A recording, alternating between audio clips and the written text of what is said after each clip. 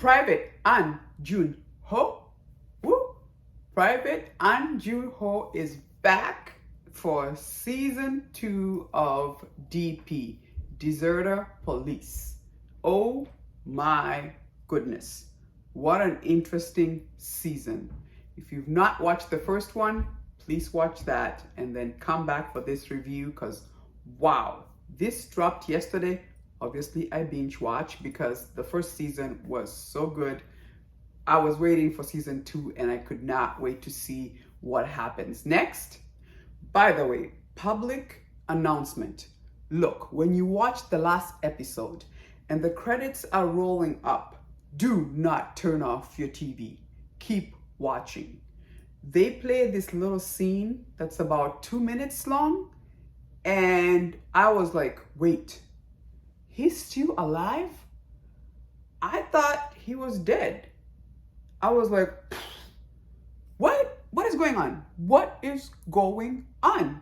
Or are they trying to tell us there'll be a season 3? And if so, I'm here for it. Let's discuss.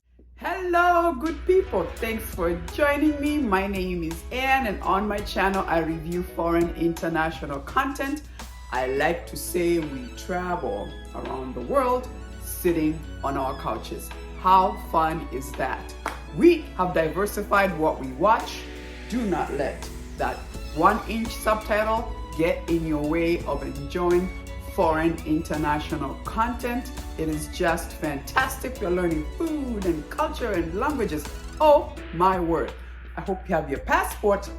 Let's go. Hi guys, thanks for joining me. If you're new to my channel, welcome, welcome, welcome. My name is Anne, and on my channel, I review foreign international content. Today, I'm back to review Deserter Police Season 2. And we're back with actor Jag Hae-in, who does an excellent job as Private An Jun Ho, right? Remember that? In Season 1, it was Ibyong An Jun Ho. Oh, I loved it. Anyway. In this season, obviously, we saw at the end of Season 1, we were left with, does he stay or does he go? Now, for anybody who has not watched Deserter Police, and maybe you're on here to figure out if you need to watch or not, Deserter Police is, in South Korea, every male has to serve in the military. It's mandatory, right? I think even BTS right now is serving, is my understanding. So he goes to serve in the military. This is in Season 1. And let's just say there is all kinds of abuse going on, that people have PTSD and they want to run away. So when the people who are serving in the military, if you have not finished your 2 years and you decide to run, they send the Deserter Police, which An Jun Ho is one of the police that go after you on the outside to go find you and bring you back. It's like you gotta finish your term before you can get discharged. So that's what they do. But what they found out is, why are these people running? If people could just stop to ask why, all of a sudden a lot of problems would end. And I believe people would be happy to serve their country, the military, without any issues. But nobody is stopping to ask why are people running, and hence why they keep chasing these people who run away. And we found out just different reasons. First of all, the amount of bullying in the military, in this military. And by the way, when I did my first video, I had a lot of South Koreans who came on my channel on the comment section to say, yeah, I served. Yeah, bullying is no joke. And I was really looking forward to Season 2 to see now if there will be awareness and how the government, the military deals with the fact that now it's been blown open that the military has a really bad bullying behavior that is just unreal. I bet you most families, when they're sending their kids to the military to serve their country, have no idea what their children are going through, right? So in Season 2, really, we come to the point where, remember, they had their friend, this big guy who was always quiet, constantly, relentlessly being abused. They're kicking him and beating him, they're spraying him with chemicals. Absolute bullying. And what happens if you bully people for too long? They will snap.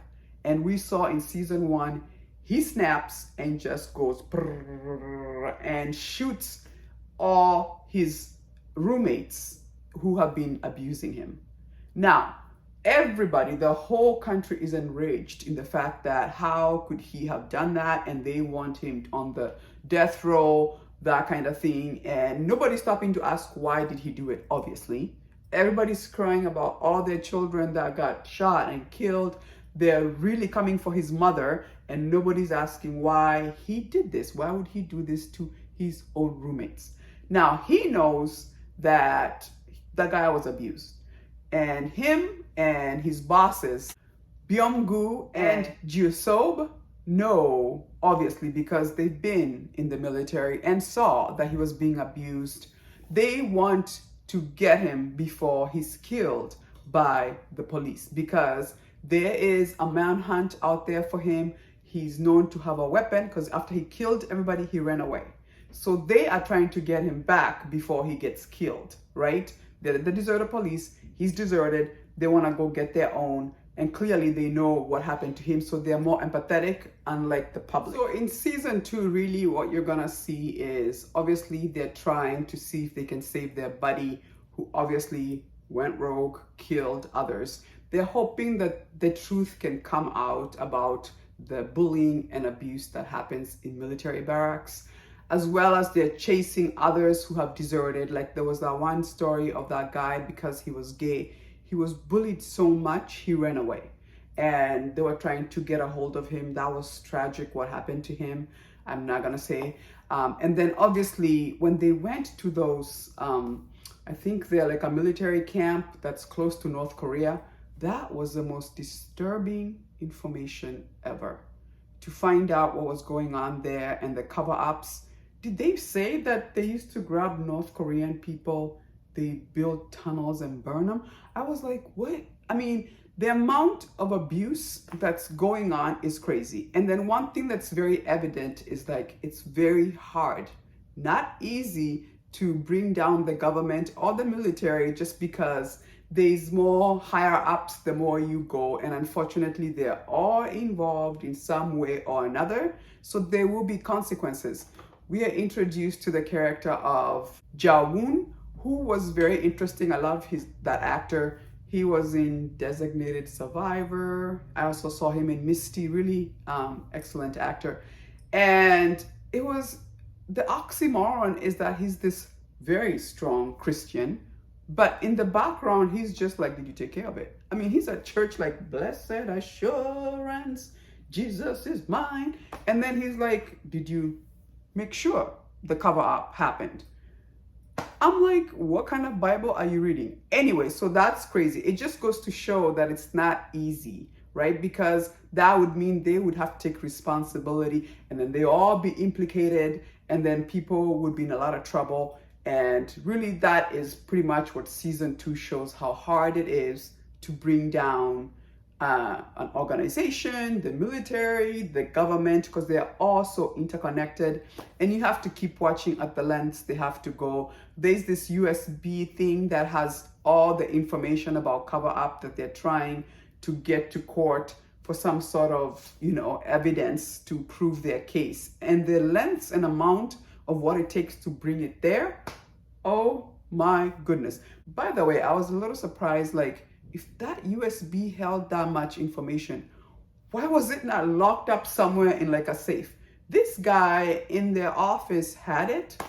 I'm like, oh, I don't know, if it was me, it would have been somewhere in a safe locked by some high official so that we can make sure. I just thought it was a little bit like, oh, really? And then I have to say, it did feel like season 2, maybe we were a little bit on a slower pace. I know in season 1, we couldn't help feel like, what's gonna happen next? What's gonna happen next? This one, the pace was a little slow, and the amount of beatings he still gets, I was like, how much beating can one person get? And he still stands up. I was like, oh my God. That, after a while, I'm like, is this really realistic? Like, it looks like every bone you have has been broken. And that's the thing to remember. This show definitely has a lot of violence, so pace yourself if that's something you don't like to watch. But it was a good season. I would say I was actually kind of looking forward to when you watch, you see at the end there what happens, and they are left now in the military. And I was hoping maybe to start seeing maybe some changes now in the military based on the fact that now this is becoming public awareness, almost like if we don't change and now the public is aware, we're going to be in trouble. And maybe they'll show that in season 3, if there's a season 3, because like I said, at the end, how it ends, I'm like, what do you mean he's not dead? And does that mean we have a season 3? Maybe that's what they're going to explore. And I'm not sure. I'm curious too, in South Korea, after this show came out, is bullying kind of come down now in the military when people serve? I'm hoping so, because what's the use of art if it doesn't make a change in our normal lives? So I'm interested to see that. But all in all, a good season. I would love to see a season 3, although I feel like season 2 was also finished really well. So if they don't do a season 3, we may be okay. But I want to find out, what do you mean he's not dead? And you know what I'm talking about if you've watched all to the end. It's 6 episodes, about maybe 50 minutes each. There's dabbing for the ones who don't like subtitle. But if you've been here before, you know what I always say, listen to the language of origin. The acting just comes through much more better. But an excellent season. I'm not disappointed. They did an excellent job. Have you watched? What did you think of season 2? Would you be interested in a season 3? Let me know in the comment section. I'm also reviewing King the Land. We're watching that every weekend. So if you're watching, please join us. We're having excellent discussions about that. But once again, thank you so much for joining me. Give me a like, subscribe. It does help to support my channel. And I'll see you next time. Misty.